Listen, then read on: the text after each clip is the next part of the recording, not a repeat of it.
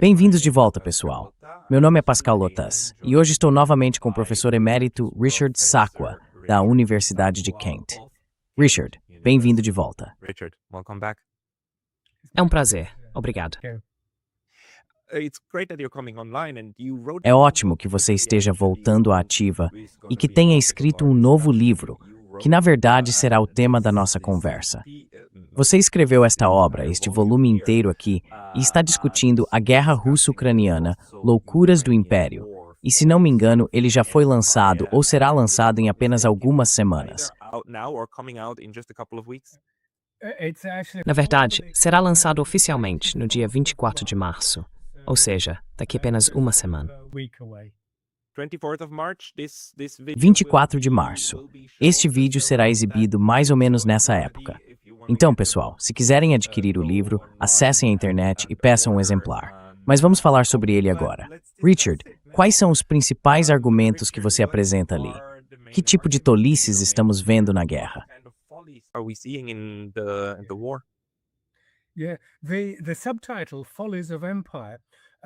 O subtítulo Follies of Empire é uma referência ao magnífico livro de Barbara Tuchman, com um título semelhante. Inicialmente, eu ia usar The March of Folly Redux. Ela fez um trabalho maravilhoso, como você sabe, The Guns of August, sobre a Primeira Guerra Mundial, mas também escreveu The March of Folly, que vai desde a Guerra do Peloponeso até a Guerra do Vietnã, abrangendo a Guerra de Independência Americana e outros eventos intermediários. E o que ela faz é definir o que é a insensatez.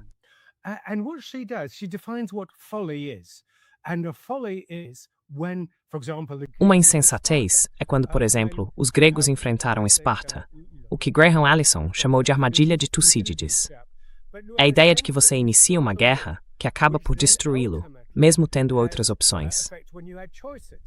Atenas foi enfraquecida e acabou perdendo a Guerra do Peloponeso, os Estados Unidos perderam a Guerra do Vietnã e os britânicos perderam a Guerra de Independência na América. Ela define isso de forma muito precisa, não vou entrar em todos os detalhes, mas é isso que significa uma insensatez. E acredito que esta guerra na Ucrânia pode novamente ser incluída nessa lista de insensatezes de importância histórica mundial.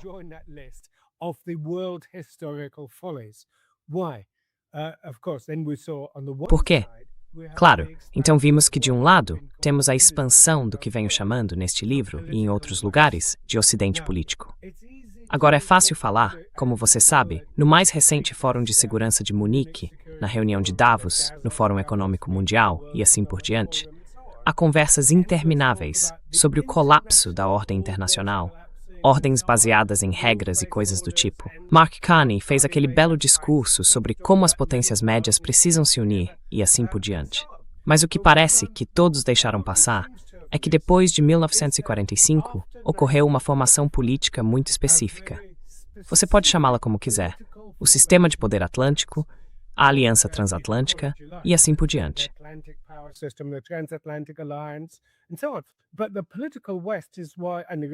Mas o Ocidente político é o motivo, e os russos adoram chamá-lo de Ocidente coletivo.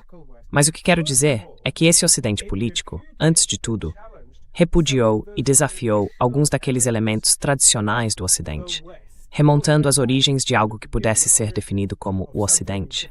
Obviamente, a cultura judaico-cristã, a tradição greco-romana, os elementos babilônicos e assim por diante. E então, é claro, temos os 500 anos do Ocidente imperial, o Ocidente se expandindo por meio do colonialismo. No leste asiático, onde estamos, é claro, ficou famoso o episódio de 1853, quando os navios negros chegaram a Edo e forçaram a abertura do que havia sido por 250 anos um sistema fechado. Mas tudo isso faz parte do Ocidente.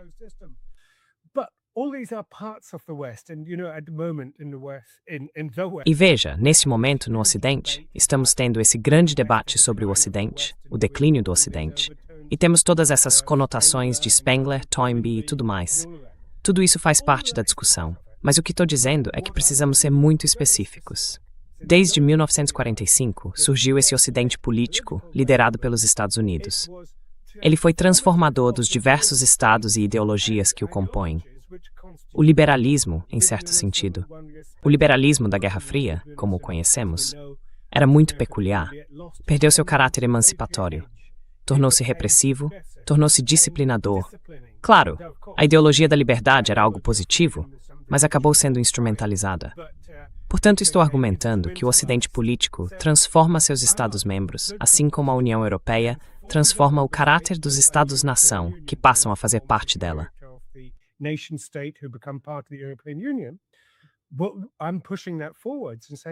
Mas estou levando isso adiante e dizendo, veja, a adesão a esse Ocidente político muda a própria natureza do Estado.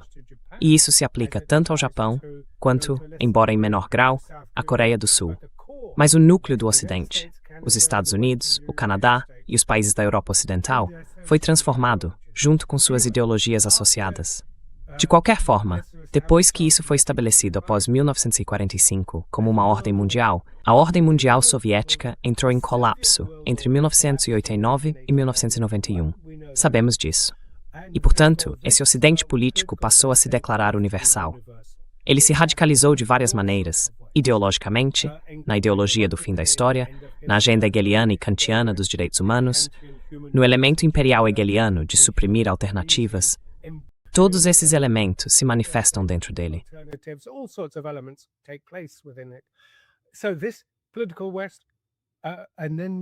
Então, esse Ocidente político, e depois, gradualmente surge, no sentido de Karl Polanyi, um contramovimento, e esse contramovimento é o alinhamento anti-hegemônico da Rússia, China, Índia, alguns outros estados, os países não alinhados e assim por diante. Esse é, portanto, o contexto da guerra russo-ucraniana. E temos esse Ocidente político, resumindo muito brevemente, que possui duas facetas. Ele tem o aspecto da comunidade, que são os bens comuns, os bens públicos que de fato forneceu. Comércio aberto, goste-se ou não, claro, tudo isso é contestável. Livre comércio, o suposto compromisso com bens positivos ou com a liberdade, e assim por diante.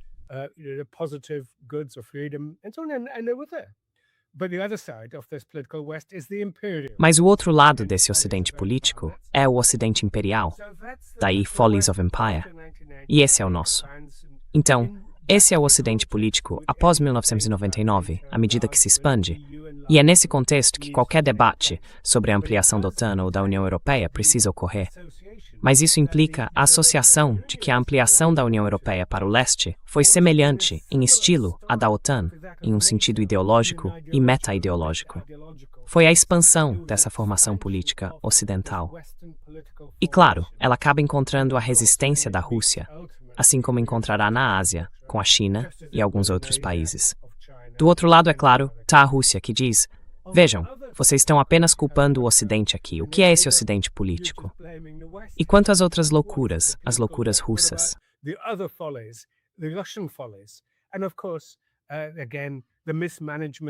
E claro, novamente, a má gestão, de certa forma, das relações com seus vizinhos. Quero dizer, também se pode dizer que a Rússia tem esse aspecto de comunidade, a Rússia pós-comunista. E também, isso é articulado em particular pelo LDPR, Zhirinovsky, quando ainda era vivo, com essa espécie de atitude imperial, que está claramente presente, embora combinada com esse aspecto de comunidade, tentando estabelecer uma comunidade pós-soviética, por meio da União Econômica Eurasiática. De uma forma ou de outra, é claro, isso também fracassou. Mas então esses dois projetos, por assim dizer, se combinam no conflito sobre a Ucrânia. Esse é o contexto. Desculpe me alongar tanto, mas é por isso que as loucuras do Império. Depois, é claro, poderíamos examinar os aspectos mais detalhados.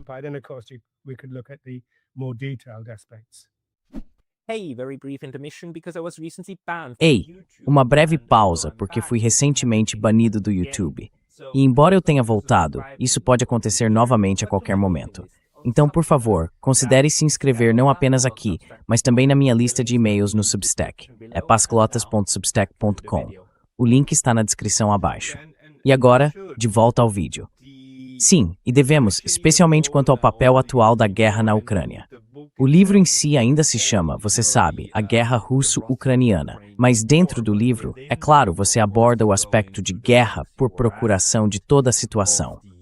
É por isso que você sabe, a guerra russo-ucraniana é realmente uma guerra entre a Rússia, ou é uma disputa entre a Rússia e a Ucrânia.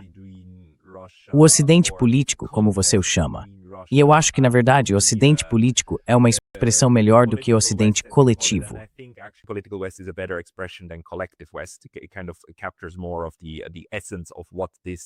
Isso meio que captura mais a essência do que é essa abordagem de grupo nas relações internacionais. Claro, como você apontou, isso remonta muito mais longe, cerca de 500 anos de expansionismo europeu ao redor do globo, com todos os crimes coloniais cometidos nesse processo. Mas a versão pós-45 dessa abordagem coletiva entre vários países tem um sabor muito distinto, especialmente depois de 89 e 90, quando realmente levou a uma coletivização da tomada de decisões. E o que estamos vendo neste momento é a vassalização da Europa sob os desejos do núcleo imperial. Você pode falar um pouco sobre isso e sobre onde vê a guerra russo-ucraniana impactando todo o sistema?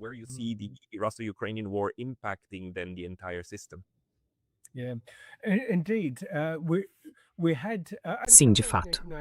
Até 1989, paradoxalmente, durante a Primeira Guerra Fria, havia uma relação mais dinâmica entre as várias alas do Ocidente político. Surpreendentemente, após o fim da Primeira Guerra Fria, poderíamos pensar que a OTAN não seria mais necessária e que poderíamos superar a política de blocos. Em vez disso, a política de blocos foi consolidada. Ela se consolidou internamente e se expandiu externamente. De certa forma, tornou-se uma entidade mais abrangente e, se posso usar a palavra, insidiosa, na maneira como intensificou a vassalagem, por assim dizer, de seus membros e os subordinou aos propósitos do Império dos Estados Unidos, o aspecto imperial do Ocidente político. Por exemplo, durante a invasão do Iraque em 2003, havia países que se opunham a ela. Mas hoje, e especialmente depois da Líbia, isso não acontece mais.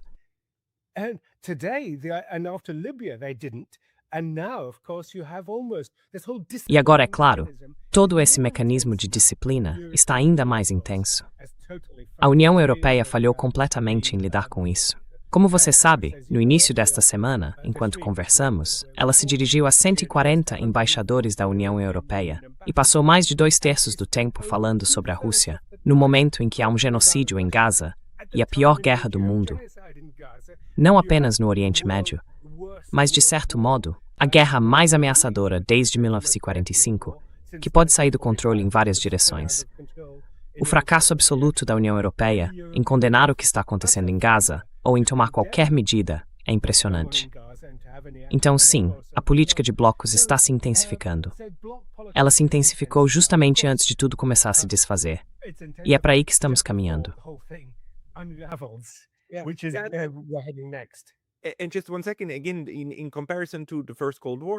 E só um segundo. Novamente, em comparação com a Primeira Guerra Fria, como você a chamou anteriormente. Sabe, durante a Primeira Guerra Fria tivemos a Ostpolitik, com Willy Brandt na Alemanha. Tivemos Olof Palme. Tivemos pessoas que não estavam alinhadas com os desejos de Washington. E aquilo era política de blocos. Era, de fato, uma política de blocos negociada.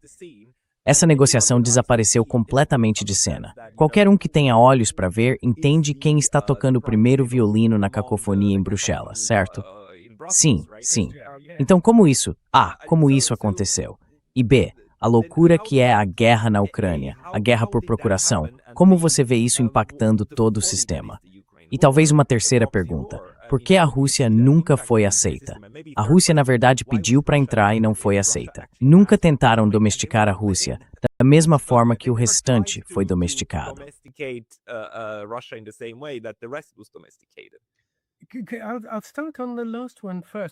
Vou começar pelo último ponto, porque é a parte mais fascinante. Se essa visão, ou conceito, de um ocidente político tiver alguma validade, então realmente ajuda a explicar a política de exclusão da Rússia. Como você sabe, Gorbachev e Yeltsin estavam ansiosos para se juntar, e Putin, quando chegou ao poder em 2000, também pediu para entrar. Como ele vem dizendo em discursos recentes, ele afirmou: "Deixem-nos entrar, porque se não o fizermos, estaremos do lado de fora." E uma vez que existe uma fronteira, surgem todas as questões clássicas de fronteira que acompanham uma linha divisória entre uma aliança militar em expansão e aquele que fica de fora dela.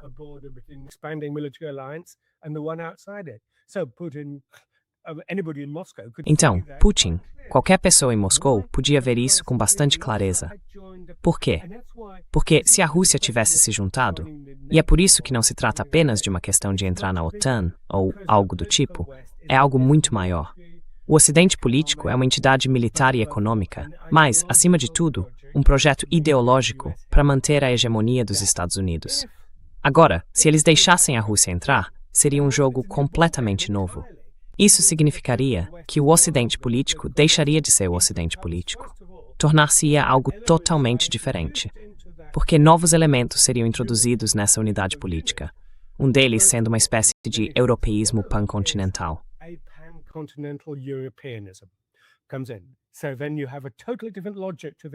Então você tem uma lógica totalmente diferente.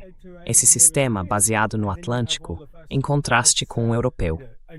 E aí temos todos nós, como você sabe, europeus invejosos, que começamos a falar sobre ideias neogaulistas de autonomia e coisas do tipo. E veja, por que Washington iria querer isso? A Rússia aumentaria imediata, manifesta e massivamente o poder dessa dimensão europeia com enormes, bem, não apenas recursos econômicos, como petróleo, gás, minério de ferro e tudo mais, mas também um enorme potencial intelectual. Não deveríamos, sabe, sugerir que a Rússia seria apenas uma fornecedora de matérias-primas.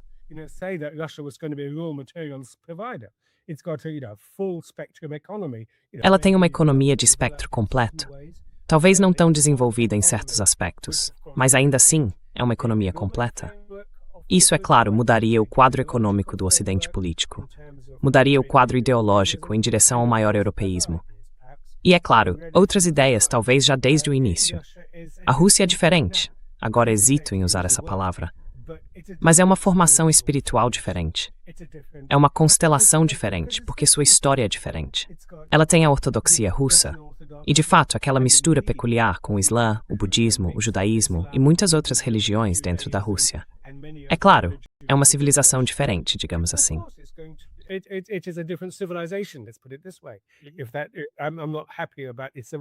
Não estou satisfeito com o discurso civilizacional dele, mas é claro que faz parte disso, uma cultura diferente, digamos assim. De novo, essa é a terceira pergunta que você fez. Por que não deixaram a Rússia entrar? É uma questão fascinante, na qual estou trabalhando em outros aspectos no momento. Então, o outro elemento sobre a Ucrânia, claro, você está absolutamente certo. O título do livro, de certo modo, é Induzindo ao Erro sobre a Guerra Russo-Ucraniana. Mas é claro, dizer a Guerra Russo-Ucraniana / Ucrânia Ocidente ou OTAN teria ficado um pouco desajeitado.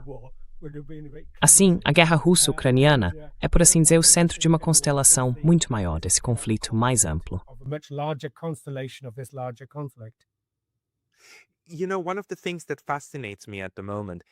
Sabe, uma das coisas que mais me fascinam no momento é que os russos realmente aceitam isso, certo? Os russos, agora, enquanto falamos, em 13 de março de 2026, ainda aceitam a ficção criada pelos Estados Unidos de que eles são algum tipo de intermediário, oferecendo um espaço para que russos e ucranianos se encontrem e encontrem uma solução, certo? Eles ainda estão de acordo com esse tipo de ficção e continuam se reunindo com Vitkov, Kushner e outros. E eles não contestam realmente essa forma de enquadrar a situação até agora, obviamente, embora esteja absolutamente claro para nós e para muitos colegas russos, colegas norte-americanos e assim por diante, que o aspecto de guerra por procuração é o que dá substância a tudo isso, certo? E a base, então, é a dura guerra de trincheiras em solo ucraniano, que é absolutamente horrível e devastadora. Mas a questão política é, claro, o aspecto mais amplo disso, certo? Por que você acha que é assim? E você também está explorando a forma russa de retratar essa guerra.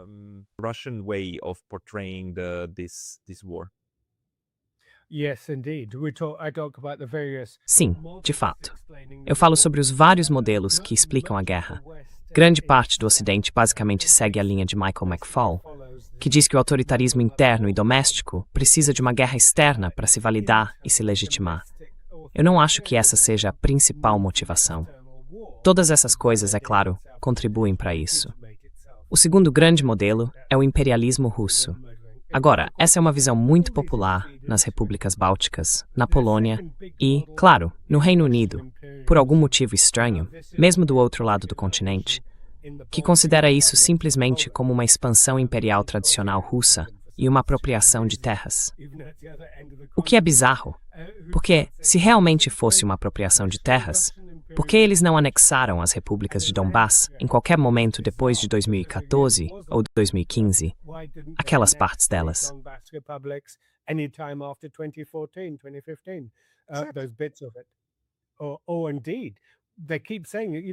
Ou de fato, eles continuam dizendo, sabe, que tantas histórias, tantos livros e comentários no Ocidente erram e afirmam que, por exemplo, a Rússia incorporou a Abkhazia e a Ossétia do Sul, o que, é claro, não aconteceu. Elas foram reconhecidas como entidades independentes. Novamente, uma tragédia por si só, embora esse não seja o nosso tema hoje. Portanto, descarto o segundo modelo de explicação e realmente recorro ao mais simples, ao clássico. E venho dizendo isso há 30 anos, que se trata de uma questão de segurança. Quando eu falava em Londres, no Ministério da Defesa, quando costumavam me convidar para lá e para o Ministério das Relações Exteriores e da Commonwealth, eu continuava fazendo esta pergunta aos nossos formuladores de políticas. Quais são, na sua opinião, os interesses legítimos de segurança da Rússia? Como é que eles disseram em resposta?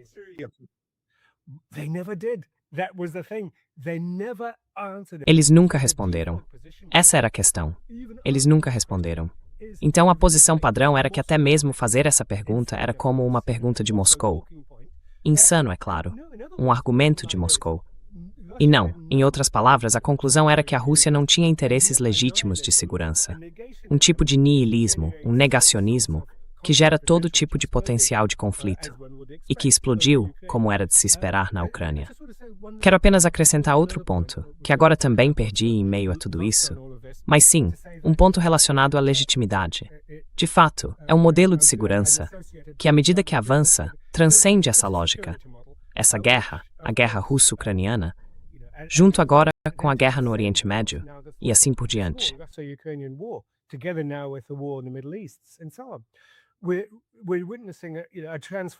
Estamos testemunhando uma transformação da política internacional. E só para dizer, é o fim desse período de 80 anos, desde o fim da Segunda Guerra Mundial. Falamos sobre a ordem mundial, o ocidente político de um lado, o alinhamento anti-hegemônico com a China, outro modelo de ordem mundial do outro. Mas, acima de tudo, está o sistema internacional da Carta das Nações Unidas, baseado no direito internacional. E, infelizmente, esses conflitos, se quisermos, de um lado, a israelização da política dos Azinems e da política internacional, que é, como sabemos, resoluta, e bem, não precisamos entrar em detalhes aqui.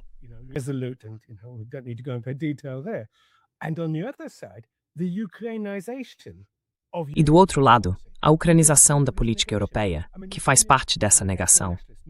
Refiro-me aos etnonacionalistas ucranianos, não à outra Ucrânia, a qual, aliás, este livro é dedicado, à outra Ucrânia. E eu dedico à Ucrânia que amo, aos ucranianos que admiro, ou seja, aos ucranianos que lutam por uma Ucrânia multilingue, pluralista, tolerante, democrática, soberana e assim por diante. E dessa guerra, eu adoraria ver justamente esse tipo de Ucrânia emergir. Mas isso não pode acontecer, porque o Ocidente político estava usando a Ucrânia. Isso não significa negar a agência. Infelizmente, havia muitos ucranianos etnonacionalistas que adoraram isso.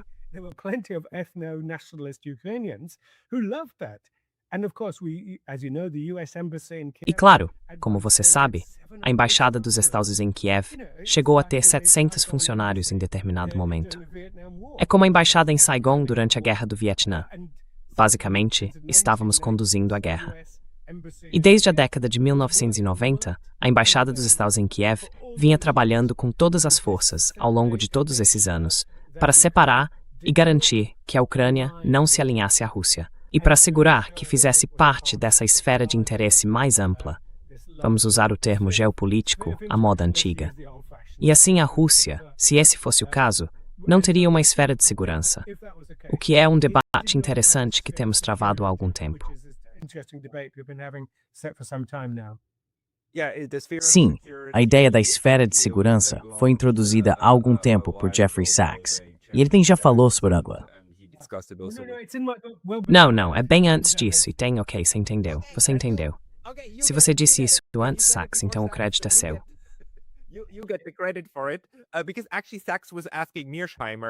Porque, na verdade, Sachs estava perguntando a Mearsheimer: você conhece alguém que tenha formulado isso dessa maneira? Mearsheimer respondeu: não conheço. Mas isso significa que encontramos o homem que disse isso primeiro, Richard Sakwa, certo? Porque essa esfera de segurança é muito, muito importante se você pensar nela como círculos sobrepostos, certo? E todo mundo realmente precisa de uma certa garantia de que nenhuma ameaça surgirá de suas fronteiras diretas. E é por isso que eu trabalho tanto na questão da neutralidade, porque é exatamente o tipo de conceito que permite que isso aconteça. E sabemos que a neutralidade quase resolveu todo o problema quando foi incluída pela primeira vez na Constituição ucraniana em 1993 e 1995. When it was first instilled in 1991, 93 in the Ukrainian 95 in the Ukrainian Constitution, and then again in 2022 when it was. E então, novamente, em 2022, quando isso foi o ponto central das exigências dos russos para interromper o ataque inicial. Certo, e sabemos disso com certeza hoje. Infelizmente, isso foi rejeitado pelo Ocidente político, que disse não, não, não, vamos lutar até o fim e vamos vencer. Eles não têm nenhuma preocupação legítima de segurança. Eu queria chegar a algum lugar com isso, mas o ponto talvez seja que precisamos entender como o Ocidente político chegou a essa mentalidade, a de que pode passar por cima da Rússia e de todos os outros. E sim, sim, essas guerras de escolha.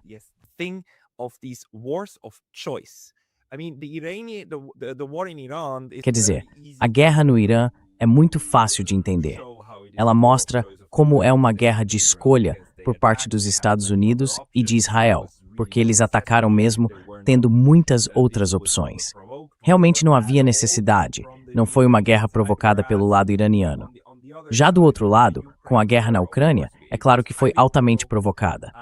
Foi algo construído ao longo de muito tempo, uma espécie de provocação para que os russos realmente invadissem. Mas eu também a vejo, no fim das contas, como uma guerra de escolha, especialmente por terem escolhido a Ucrânia como campo de batalha.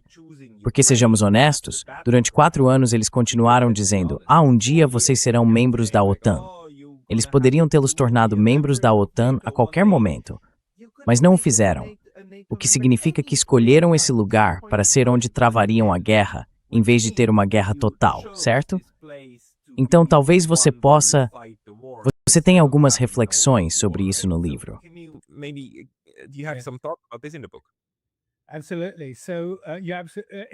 Com certeza. Então, em termos de neutralidade da Ucrânia, isso estava na Declaração de Soberania do Estado, lá em 1990. E depois, como você disse, na Constituição, e de fato, presente em todo o processo. Mas você tem razão. A mentalidade, você usou o termo mentalidade do Ocidente, o que é absolutamente correto. O Ocidente político não é apenas uma formação geopolítica, é uma formação ideológica. Após o fim da Primeira Guerra Fria e o colapso da União Soviética, e eu descrevo parte disso no meu livro A Cultura da Segunda Guerra Fria, o Ocidente político se torna hermético. Ele não consegue engajar-se em diálogo ou debate com ninguém de fora. Torna-se ríspido, isolado. Como eu disse, eu ia até esses funcionários e perguntava: na sua opinião, quais são os interesses legítimos de segurança da Rússia? E sempre era recebido com silêncio, nunca. Nunca obtive uma resposta de fato. No Chatham House, continuei fazendo essa pergunta e nunca obtive uma resposta, porque é um sistema fechado. Eles não conseguem responder.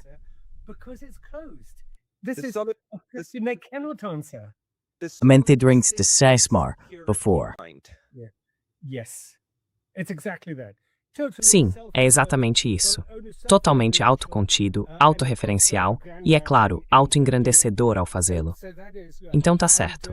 E é hermético, o que de fato torna, como você disse, a guerra na Ucrânia uma guerra de escolha.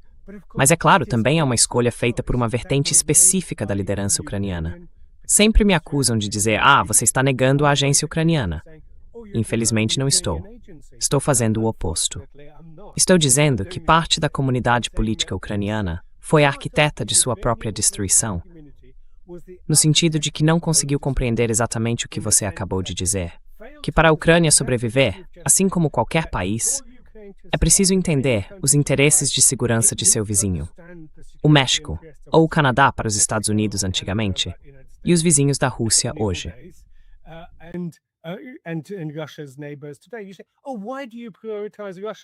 Você diz, por que vocês priorizam a Rússia? Por que não deram aos ucranianos o assento no Conselho de Segurança das Nações Unidas? Nesse momento, você percebe que essas pessoas perderam a conexão com a realidade.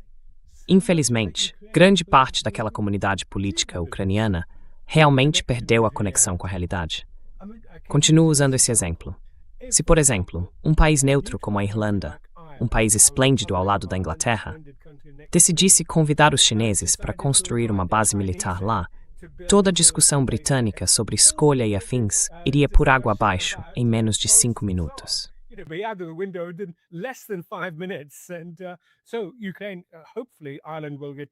Então você não pode. Espero que a Irlanda mantenha, você sabe, sua esplêndida tradição de neutralidade irlandesa à sua maneira. Isso é sensato. Por quê? E a Ucrânia, é claro, ninguém está dizendo. Depois, é claro, a finlandização, sobre a qual você obviamente já escreveu muito, mas finlandização como um termo negativo. De certa forma, isso é uma espécie de quase finlandização da Ucrânia. Não, bem sim, em certo sentido. Mas internamente, faça o que quiser. Apenas respeite as preocupações de segurança de um vizinho com poder nuclear. Não gosta disso? Bem, como eu disse, é como dizem os mexicanos, tão longe de Deus e tão perto dos Estados Unidos. Isso é política internacional.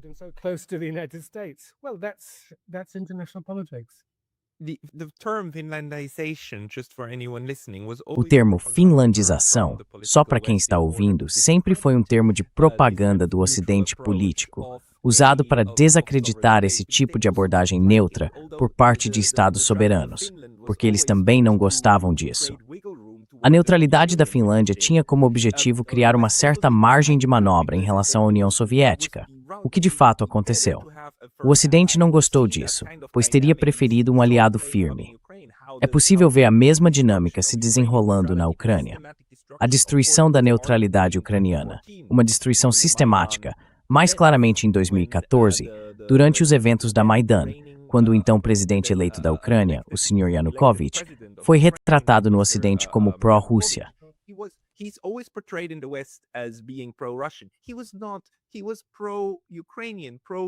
Ele era pró-Ucrânia, mas a favor de uma Ucrânia neutra.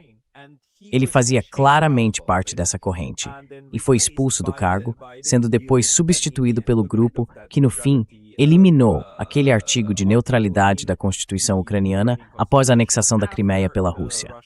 Então dá para ver como esse jogo de retaliações começou a se desenrolar, que é exatamente o tipo de situação que surge quando você garante que, sabe, essa entidade entre para o seu campo e você elimine as esferas de segurança mutuamente benéficas que existiam nas áreas de sobreposição, aqueles estados de amortecimento.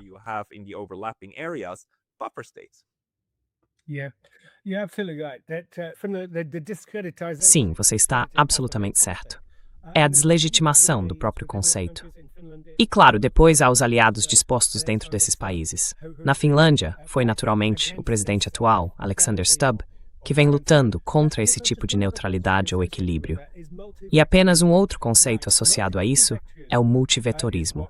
Agora, o multivetorismo foi o que a Ucrânia teve sob Kuchma e outros, e claro, no Cazaquistão sob Nazarbayev e Tokayev atualmente.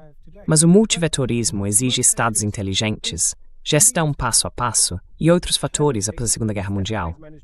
Infelizmente, a qualidade da liderança ucraniana deixou algo a desejar.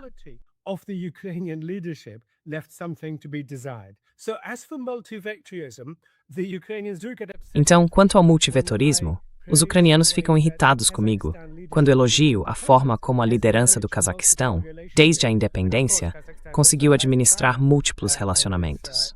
E claro, o Cazaquistão também tem a China como vizinha. O que o multivetorismo significa é, de fato, uma política externa inteligente, que pode ser uma visão positiva de como se beneficiar de um ambiente geopolítico difícil, em vez de tratá-lo como um jogo de soma zero. Os ucranianos o usaram, se me permitem dizer, desde o início até o fim, de maneira oportunista, para ver o que poderiam tirar disso, sabe? E isso funciona jogando um lado contra o outro.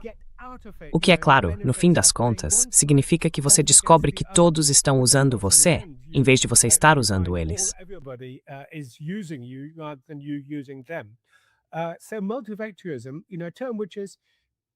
Então, o multivetorismo, sabe, um termo que, na minha opinião, precisa de um pouco mais de elaboração teórica, porque ele simplesmente significa que em um mundo multipolar, você não pode jogar com um único alinhamento. Em outras palavras, apostar tudo de um lado só, como a Ucrânia pós-Maidan fez com o campo pró-Ocidente, inevitavelmente vai gerar conflito. A liderança do Cazaquistão e de muitos outros estados da Ásia Central entende isso. Enquanto isso, a qualidade da liderança na Ucrânia tem sido péssima, é claro, porque em vez de bem, em um ponto simples, em 2022, a Ucrânia era efetivamente per capita o país mais pobre da Europa. E isso em um país tão ricamente dotado, não apenas de recursos naturais, mas também de capital humano, uma população magnífica, bem educada e assim por diante.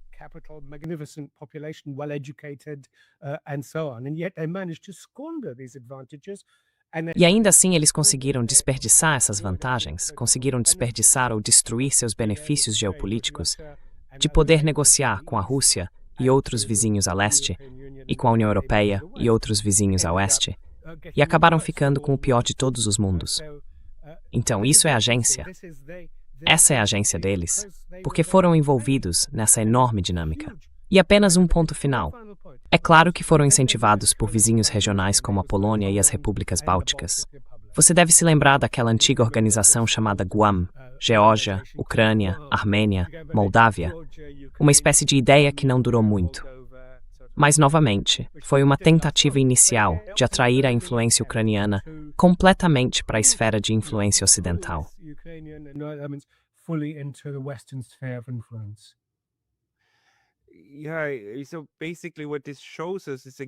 Basicamente, o que isso nos mostra, mais uma vez, é que se você se deixar capturar completamente por um lado ou pelo outro, acabará sendo usado e explorado para servir aos propósitos desse lado. E a Ucrânia é provavelmente o principal exemplo disso. É claro que a narrativa pública atual é que a Ucrânia está sendo abusada pela Rússia e que apenas a Rússia é culpada pela guerra. Há 4 anos, esse tem sido o mantra dos europeus. Esta guerra poderia acabar hoje se a Rússia simplesmente a encerrasse. Mas isso ignora completamente toda a dimensão de segurança, a dimensão dos russos, pela qual eles já provaram estar dispostos a lutar. Agora, a insensatez, porém, acredito que no seu conceito vai ainda mais longe, porque se trata, é claro, do enfraquecimento do sistema que sustentava a estrutura hegemônica dos Estados Unidos no pós-Guerra Fria, que foi montada com muito sucesso no continente. E esse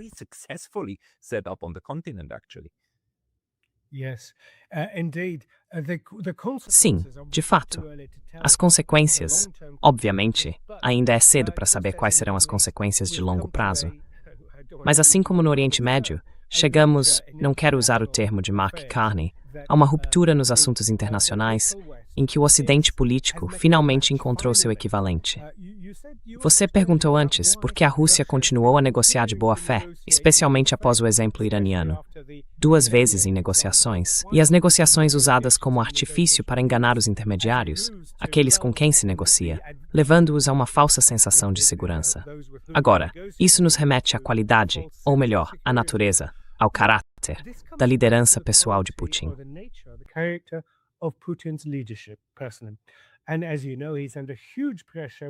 E como você sabe, ele está sob enorme pressão dentro da Rússia para intensificar. Por que estamos lutando?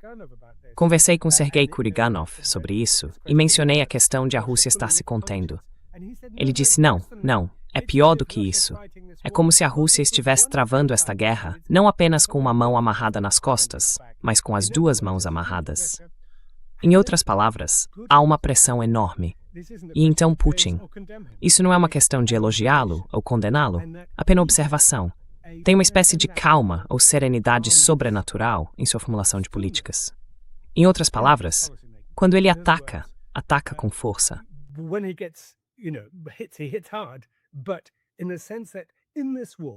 Mas no sentido de que, nesta guerra, ele entendeu, assim como, aliás, o Biden também entendeu até certo ponto, que isso poderia escalar. E já ouvimos tudo isso. Há muita discussão até hoje de que basicamente o mundo poderia ser destruído em 72 minutos. Há um livro sobre isso, não sou eu que estou inventando, escrito por uma mulher que faz uma análise muito boa e interessante. Ela fala sobre como isso acontece inicialmente. A Coreia do Norte lança um míssil, ele é mal interpretado, e há uma resposta de retaliação dos Estados Unidos. E a Rússia não sabe se esses mísseis indo para o leste estão destinados à Coreia do Norte ou à própria Rússia.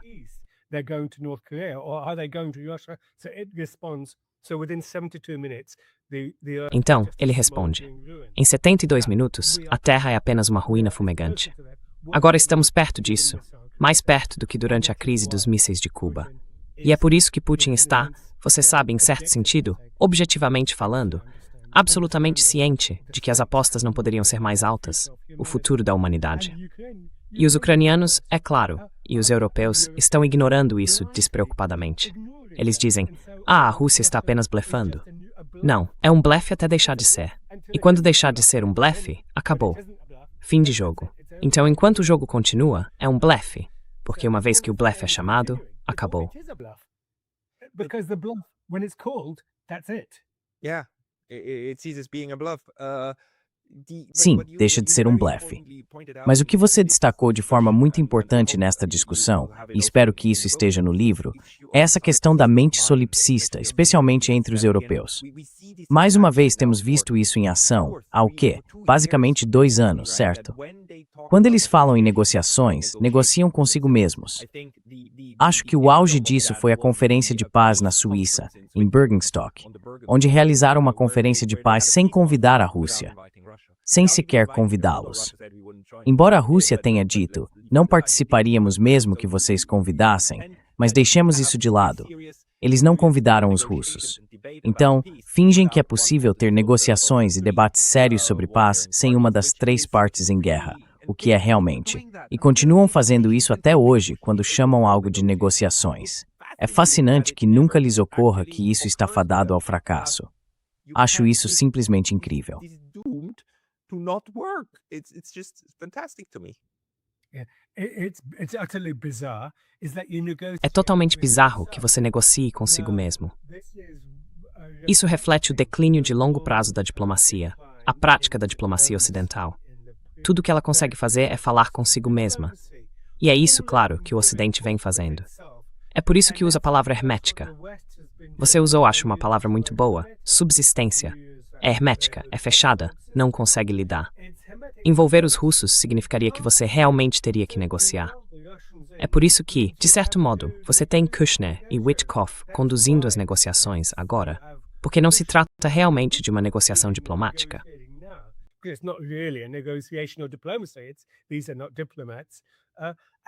Esses não são diplomatas. E claro, essa é a coalizão dos dispostos. É um exemplo perfeito disso. A coalizão dos matadores, poderíamos chamá-la assim. A coalizão dos... E é um exemplo típico, aliás, da abordagem de Keir Starmer à política. Um vazio totalmente oco, bem no centro de tudo. Então você fala consigo mesmo.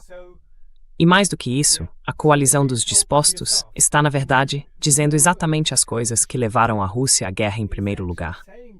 Para impedir o que está acontecendo agora, que é a presença de tropas ocidentais na Ucrânia.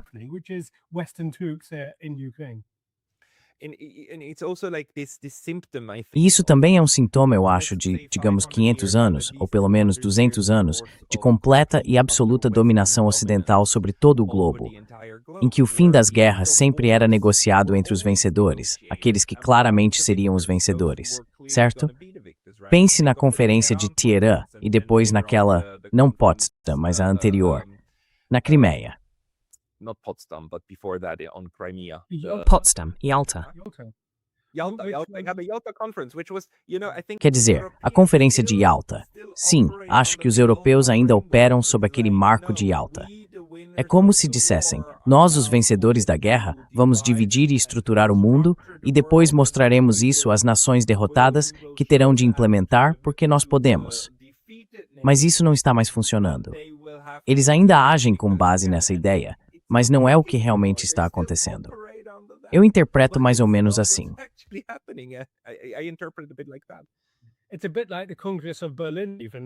É um pouco como o Congresso de Berlim, até, bem, 1884, mas também o anterior, de 1878, quando eles basicamente dividiram o mundo. Sim, não, você está absolutamente certo.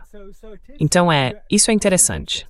Sabe, eu falo sobre esse ocidente político como uma formação muito específica, mas é claro que esse ocidente político tem reproduzido padrões de comportamento do ocidente imperial nos últimos 500 anos.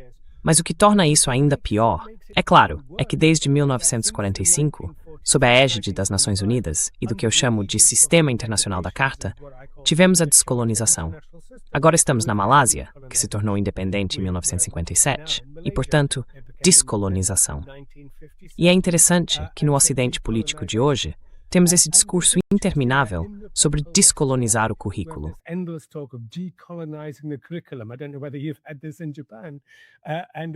Não sei se isso aconteceu no Japão e tudo mais, o que tem sido uma espécie de eco. Mas, de um modo estranho, essa ideia de descolonizar o currículo acabou reforçando vários tipos de padrões de autoritarismo e a destruição do pensamento livre e individual no próprio ocidente político. Assim, torna-se outra técnica disciplinar. Agora é um tema no qual acho que não podemos entrar aqui, mas só para dizer que uma das coisas em que estou trabalhando agora é justamente esse vazio, o que chamo no próximo livro, que aliás se chama Adeus ao Ocidente, de uma tentativa de desagregar o colapso desse ocidente político, situando-o no contexto dos outros ocidentes. Mas há um vazio constitutivo.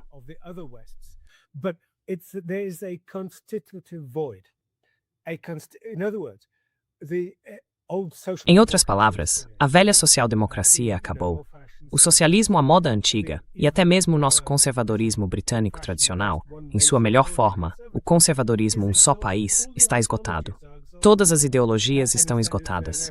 E em seu lugar, surge o chamado populismo, que preenche o vácuo junto com outras técnicas autoritárias.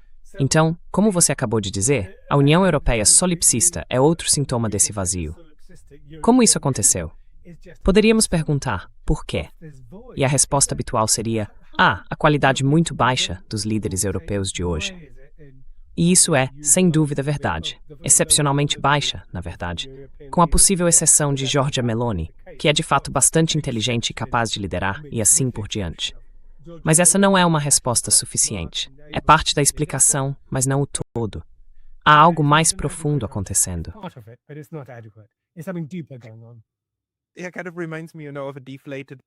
De certa forma, me lembra, sabe, um balão murcho.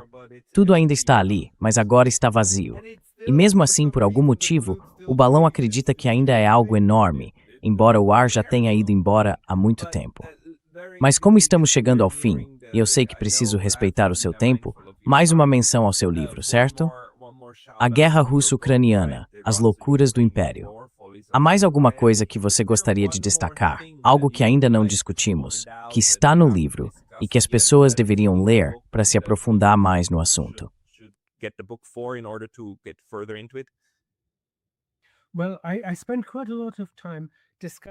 Bem, passei bastante tempo discutindo as várias propostas de paz e os caminhos para a paz que surgiram e que tipo de estrutura constitutiva poderíamos ter para isso.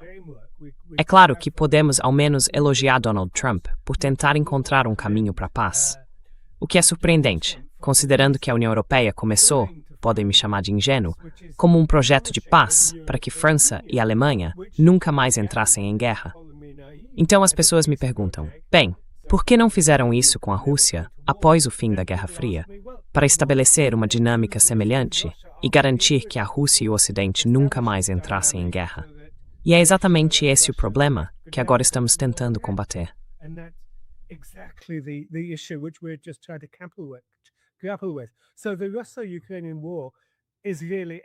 Então a guerra russo-ucraniana está realmente no centro de todos esses debates intermináveis sobre o destino da política internacional hoje, sobre o seu caráter. E no fim, bem, como chegamos à paz? Precisamos mesmo começar a pensar em uma nova política de transcendência. Com isso quero dizer, não é um termo meu, mas simplesmente a ideia de como superar a lógica do conflito, o solipsismo. E quais são os interesses, as instituições, os agentes disso? Não a União Europeia, infelizmente, claramente sob Ursula von der Leyen. O projeto da União Europeia como projeto de paz é recuperável? Não tenho certeza. Mas, em última análise, minha conclusão é que a única instituição nesse quadro é o Sistema Internacional da Carta e as Nações Unidas.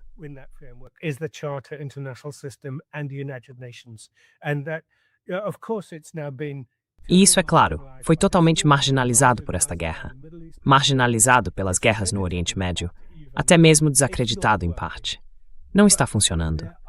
Mas não há, como diria John Maynard Keynes, ideias largadas na rua para serem recolhidas e colocadas em prática. Após o fim da Segunda Guerra Mundial, havia. Podemos aprender com os erros da Liga das Nações para construir as Nações Unidas. Enormes falhas, é claro. Os 5 membros permanentes, a reforma da ONU e assim por diante. Não quero me alongar demais, mas no cerne das Nações Unidas existem 2 tipos de convivência. Convivência significando poderes que se unem para o bem comum.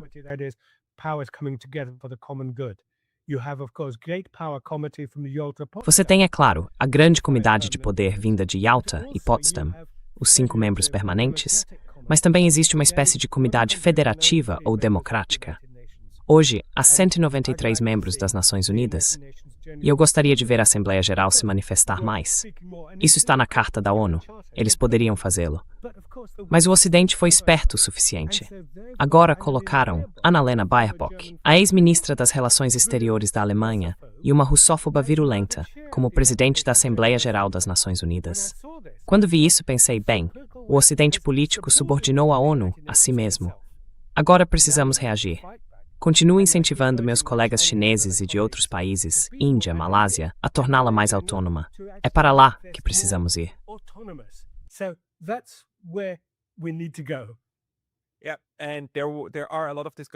Sim, e há muitas discussões a serem feitas.